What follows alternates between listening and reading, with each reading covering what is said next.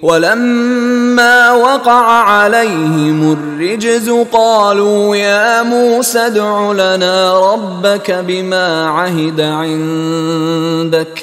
لَئِن كَشَفْتَ عَنَّا الرِّجْزَ لَنُؤْمِنَنَّ لَكَ وَلَنُرْسِلَنَّ مَعَكَ بَنِي إِسْرَائِيلَ۔ ولما وقع علیہم الرجس،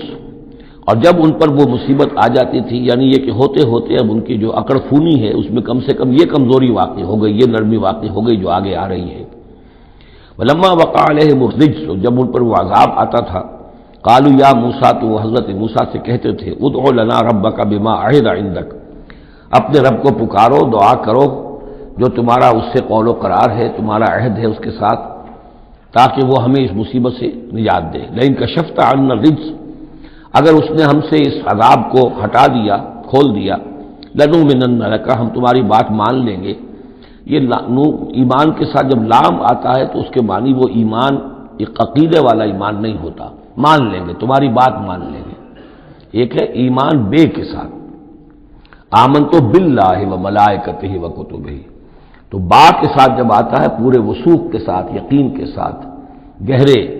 اعتماد کے ساتھ، اور ایک ہے کسی کی بات سرسری طور پر مان لینا، تو وہ پھر ایمان لام کے ساتھ ہوتا ہے۔ لنؤمنن لک، ہم آپ کی بات مان لیں گے، وَلَنُرْسِلَنَّ مَعَكَ بنی اسرائیل، اور آپ کے ساتھ ہم بنی اسرائیل کو اس ملک سے جانے دیں گے۔ اصل میں وہ کیوں نہیں جانے دینا چاہتے تھے؟ اس لیے کہ ان کے لیے وہ بڑی ہی چیپ لیبر تھی، ان کے غلاموں کی حیثیت تھی، اور بڑے بڑے بھاری کام ان سے کرواتے تھے۔ احرام مصر کی تعبیر میں نہ معلوم کتنے اسرائیلیوں کی ہڈیاں جو ہے وہ دفن ہیں، بڑی بڑی چٹانیں جو ہیں وہ جب اوپر کھینچی جاتی تھی، یعنی کوئی گرتی تھی تو ان کے بیسیوں نہیں سینکڑوں جو ہے اس کے اندر پس جاتے تھے۔ تو ظاہر بات ہے کہ وہ چیپ لیبر جو انہیں ملی ہوئی تھی اس کو چھوڑنے کے لیے آسانی سے وہ تیار نہیں تھے، اس حوالے سے انہیں یہ شاخ گزر رہا تھا، ورنہ ظاہر بات ہے وہ بھی جانتے تھے کہ یہ ہمارے اس ملک کے رہنے والے نہیں ہیں، یہ فلسطین سے آئے تھے حضرت یوسف علیہ السلام کے زمانے میں، لیکن جیسا کہ میں نے عرض کیا آپ سے پہلے کہ ابتدا میں ان کے لیے وہاں بڑی آؤ بھگت رہی، بڑے عیش رہے، وہ پیرزادوں کی طرح ان کا احترام کیا گیا،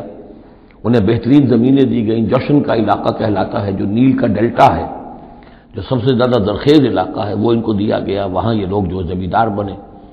لیکن اس کے بعد جب وہ نیشنلسٹ ریولوشن آیا تو بات ساری جو ہے وہ الٹی ہو گئی، تو فرمایا کہ ہم بھیج دیں گے آپ کے ساتھ بنی اسرائیل۔